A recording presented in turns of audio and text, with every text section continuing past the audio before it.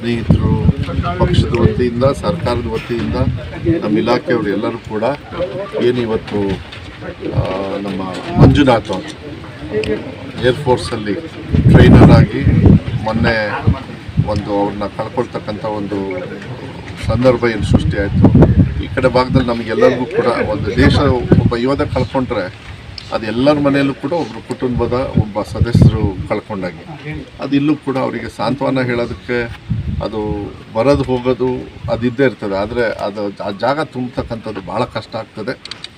ಇವತ್ತು ಅವ್ರ ಸೇವೆಯನ್ನು ನಾವೆಲ್ಲ ನೆನ್ಕೊಳ್ಬೇಕು. ಮತ್ತು ಅವ್ರು ಓದಿರ್ತಕ್ಕಂಥ ಈ ಏನು ಗ್ರಾಮ ಇದೆ, ಅವ್ರ ಸ್ಕೂಲ್ ಇದೆ, ಇಲಾಖೆಯಿಂದ ಒಂದು ಕಡೆಗೆ ನಾವು ಮಾಡ್ತೇವೆ. ಅವ್ರಿಗೂ ಧೈರ್ಯ. ಮೊನ್ನೆ ನಾನು ಬರೋಕ್ಕಾಗಲಿಲ್ಲ, ಯಾಕೆ ನಾನು ಹೊರದೇಶದಲ್ಲಿದ್ದೆ.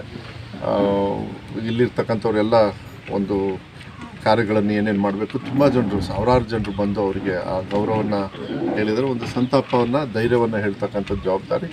ಮತ್ತು ಅವ್ರ ಕುಟುಂಬಕ್ಕೆ ಶಕ್ತಿ ಕೊಡಲಿ, ಮತ್ತೇನೇನು ಕೆಲಸ ಕಾರ್ಯಗಳಾಗಬೇಕು ನಾವು ಯಾವತ್ತೂ ಕೂಡ ಅವ್ರ ಜೊತೆಗೆ ಇರ್ತೀವಿ ಅಂತಕ್ಕಂಥದ್ದನ್ನು, ಮತ್ತು ಅವ್ರ ಸೇವೆಯನ್ನು ಯಾವತ್ತೂ ಕೂಡ ನೆನೆಸ್ಕೊಳ್ಬೇಕು. ಆ ರೀತಿಯಲ್ಲಿ ಈ ಕಡೆ ಭಾಗದಲ್ಲಿ ಅವ್ರಿಗೆ ನೆನಪಿಗೆ ಗ್ರಾಮ ಪಂಚಾಯತಿಯಿಂದ ಒಂದು ಮನವಿ ಮಾಡಿದ್ದಾರೆ. ಮತ್ತು ಶಾಲೆ, ಅವನು ಓದಿರ್ತಕ್ಕಂಥ ಶಾಲೆನೂ ಕೂಡ, ಮಂಜುನಾಥ್ ಅವರು ಓದಿರ್ತಕ್ಕಂಥ ಶಾಲೆನೂ ಕೂಡ ಕೆಲವು ಅಭಿವೃದ್ಧಿ ಹೇಳಿದ್ದಾರೆ. ಅದು ನಾನು ಜವಾಬ್ದಾರಿ ತೊಗೊಂಡು 2 ಕೆಲಸನೂ ನನ್ನ ಜವಾಬ್ದಾರಿಯಾಗಿ ನಾನು ಮಾಡ್ತೀನಿ. ಮತ್ತು ಯಾವುದೇ ಸಂದರ್ಭದಲ್ಲಿ ಏನೇ ಇದ್ರೂ ಕೂಡ ಇವ್ರನ್ನೆಲ್ಲ ಉದಾಹರಣೆಯಾಗಿ ಮುಂದೆ ತಗೊಂಡು ಹೋಗ್ಬೇಕಾಗತ್ತೆ. ಅದು ಶಾಶ್ವತವಾಗಿ ಮಂಜುನಾಥ್ ಅವರ ನೆನಪು ದಿನ ಇರಬೇಕು, ಮಕ್ಕಳಿಗೆ ಗೊತ್ತಾಗಬೇಕು.